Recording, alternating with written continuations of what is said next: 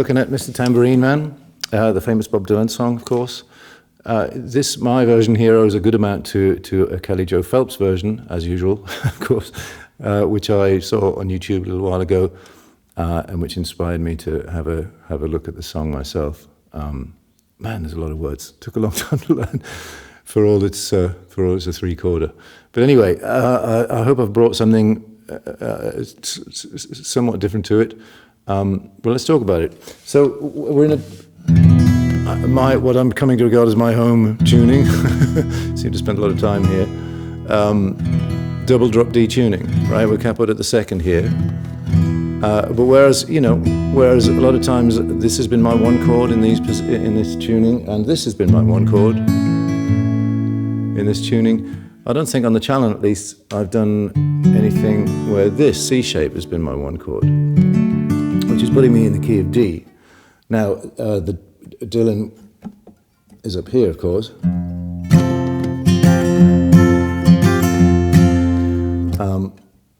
But if I'm moving the capo down a half step, a fret, but the key down a minor third. Now, again, you could argue why not do it here, right?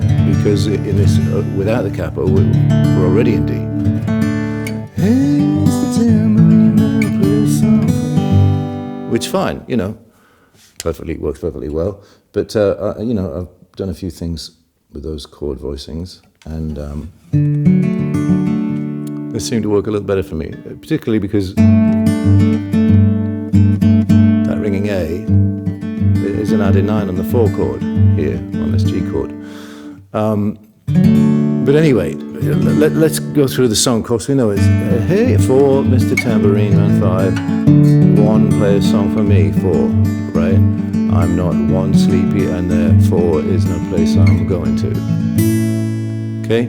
Don't think I need to go over that, really. Everybody knows this. It's not hard. So essentially, I'm go through the verse and chorus in this way. The verse is pretty much the same structure. So we follow those chords, right, through verses and choruses. Towards the second verse, I'm starting to stretch out a little bit, just to switch things up a little bit. So instead of playing a 1 chord there, I'm going to do a 6 minor. Ready to go anywhere, I'm ready for the fade into my own parade to cast your... Well, the song goes here, dance and spell my way, right? The original goes back to the 1 chord, but there's our melody note, dance and spell my way, and this is 6 minor, which is, as you can hear, has a lot of common tones with the 1 chord. So we can get away, it's a pretty common substitution, we can get away with that, right? Dance and spell my way, and I promise. Okay, so this isn't anywhere in the original. Promise to go under it. But since we're going to 5 here, there's I suppose it's a, common enough trick from jazz we can borrow or steal, that wherever you see a 5 chord, you can put a 2 in front of it. So, promise, dance and spell my way, and I, 2, promise to go 4, under it, right? And that's where we get the expression to 2-5 from. Now, traditionally that's going to go to 1, but you don't have to go to 1. And in fact, here we go to 4 because the chorus starts on the 4 chord. But so, there's adding a couple more extra chords. And in fact, that whole thing, this 6 minor, 2 minor, 5, is a 6-2-5, right? And as I said, normally you'd expect a 1, but it's not written in stone. And here we flout that, going back to the chorus on the 4 chord. So, Tambourine Man, play a song for me. Sleepy and there is no place I'm going. We're all in just 1, 4, and 5 land here, yeah? Hey, Mr. Tambourine Man, play a song for me. The jingle, jingle morning, I come following you. And the same, I think I do that in the next verse as well, something like that. And there's an alternate chorus which I quite like. So, and again, but instead of starting, so we're going to 6 minor, but we're substituting it for the 4 instead of the 1, right?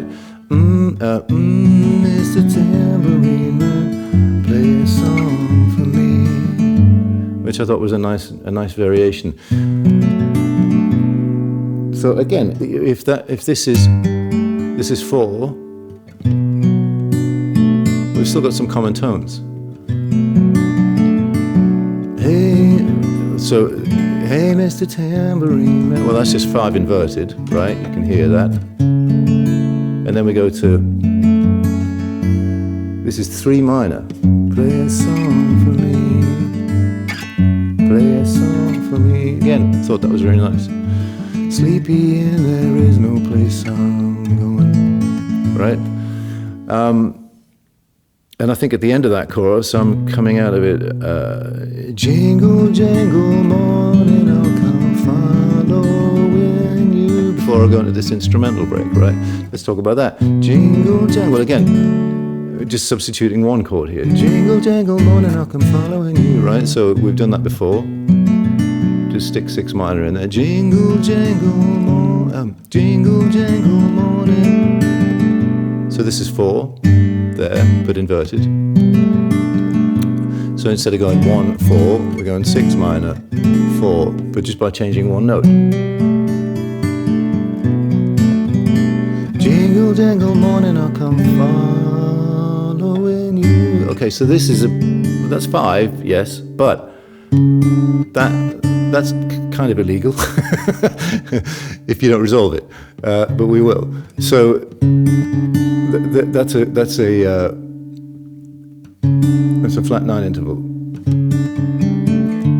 You'd really want to hear that, you know. Jingle, jingle, jangle, morning, I'll come following. Right? More of a regular 5 chord, but we're throwing that in with this kind of debatably quite jarring dissonance there. But since we're going to hear and holding onto that note, we forgive it. Right? So, jingle, jangle, morning, I'll come following you. Right? Does that make sense?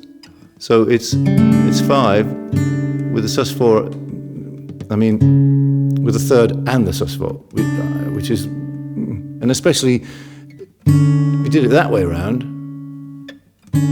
it's a lot more, harmonious. But that's a weird interval, isn't it?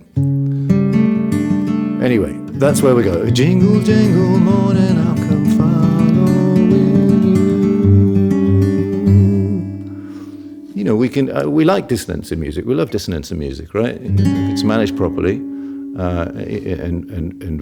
moved into and moved out of cleanly, then we forgive it. Anyway, so the instrumental section is this. I'm just going to play through it slowly.